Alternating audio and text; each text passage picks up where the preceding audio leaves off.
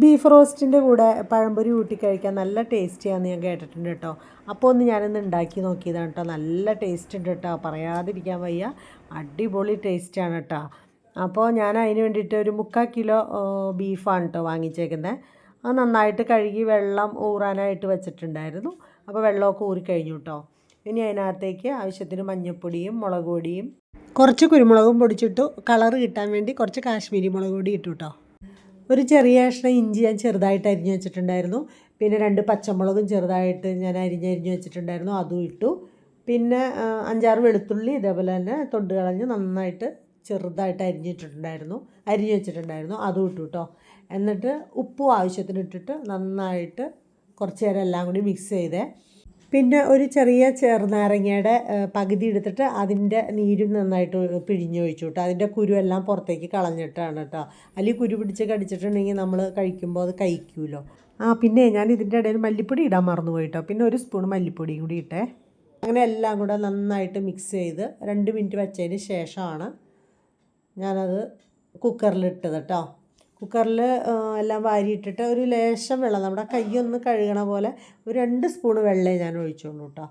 അതും വെച്ച് നന്നായിട്ട് വേവാൻ വേണ്ടിയിട്ട് വെച്ചു. ഒരു 3-4 വിസിലെങ്കിലും അടിക്കണം കേട്ടോ. നല്ല വേവുള്ളതാണല്ലോ ബീഫിന്. അതങ്ങനെ അടച്ചു വെച്ചു കേട്ടോ. അത് വേവുമ്പോഴത്തേക്ക് ഞാൻ ഒരു കായ് ഇടാമെന്ന് വിചാരിച്ചിട്ടാണ് ബീഫിൽ. അങ്ങനെ ഒരു കായ് മേടിച്ചിട്ട് അതിനകത്തുനിന്ന് ഒരു 3/4 ഭാഗമേ ഞാൻ എടുത്തുള്ളൂ, ഒരെണ്ണം ഫുള്ള് എടുത്തില്ല. അപ്പോൾ കായ് ഇതേപോലെ തൊണ്ട് കളഞ്ഞ് നന്നായിട്ട് ഒരുവിധം ചെറുതാക്കിയുള്ളൂ, അധികം ചെറുതാക്കിയിട്ടില്ല, 4 അങ്ങനെ അത് അരിഞ്ഞ് വെച്ചു കേട്ടോ. അത് ബീഫ് വെന്ത് കഴിഞ്ഞിട്ട് വേണം അതിനകത്തേക്കിട്ട് ഒരു വിസിൽ കൂടി വെച്ച് കഴിഞ്ഞാൽ അത് അതിൻ്റെ കൂടെ ജോയിൻ്റ് ആയിക്കോളൂ കേട്ടോ. അതിന് വേണ്ടിയിട്ടാണ് അരിഞ്ഞ് വയ്ക്കാം നമുക്ക്.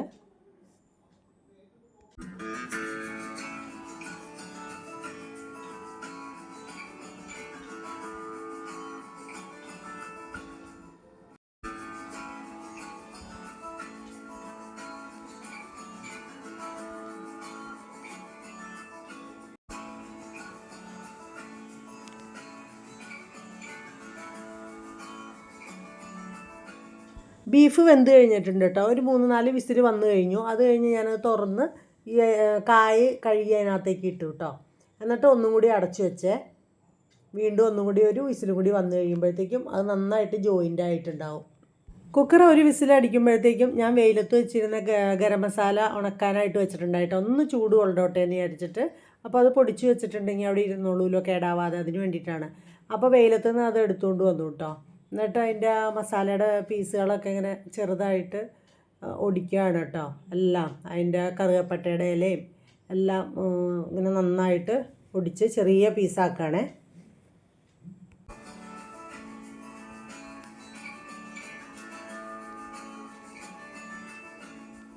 അപ്പോൾ മിക്സിയുടെ ജാറിലേക്ക് അതെല്ലാം കൂടി ഇട്ടു ഞാൻ.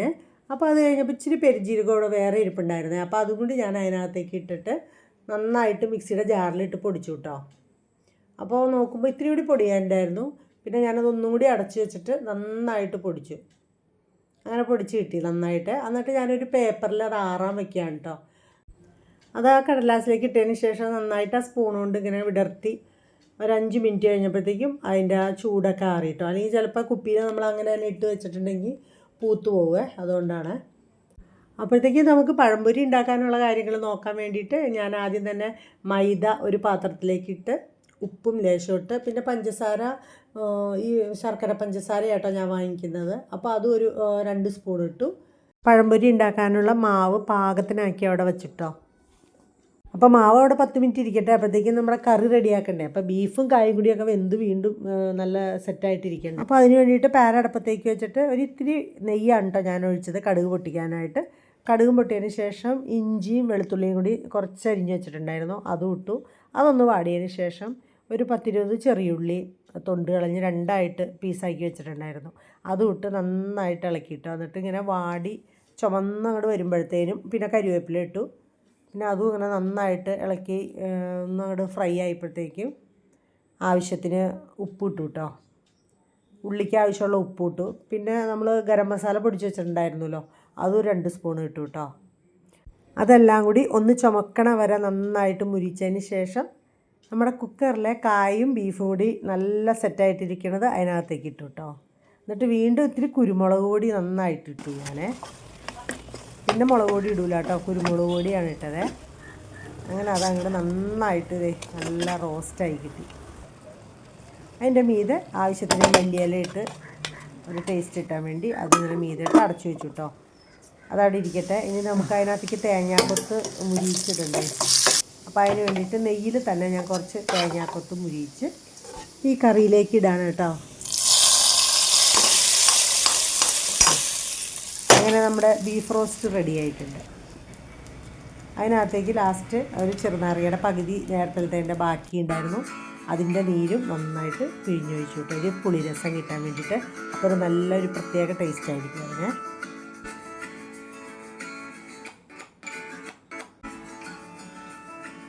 അപ്പോൾ ബീഫ് റോസ്റ്റും റെഡിയായി. ഇനി അടുത്തത് പഴംപൊരി ഉണ്ടാക്കാനായിട്ട് പോവാണ് കേട്ടോ.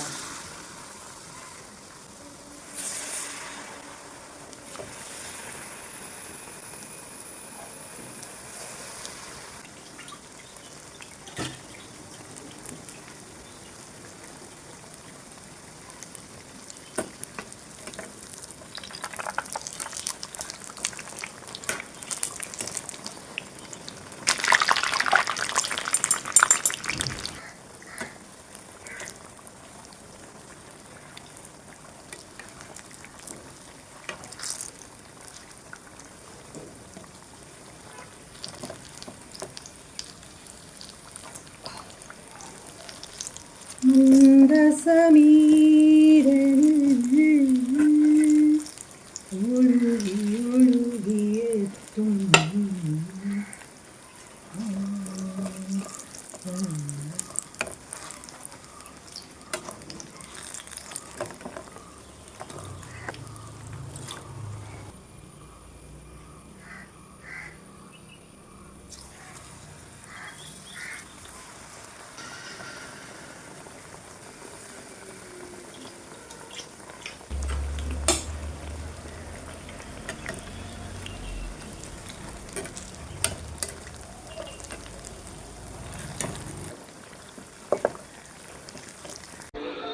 എല്ലാവർക്കും അത് ഇഷ്ടമായി പഴംപൊരിയും ബീഫ് റോസ്റ്റും.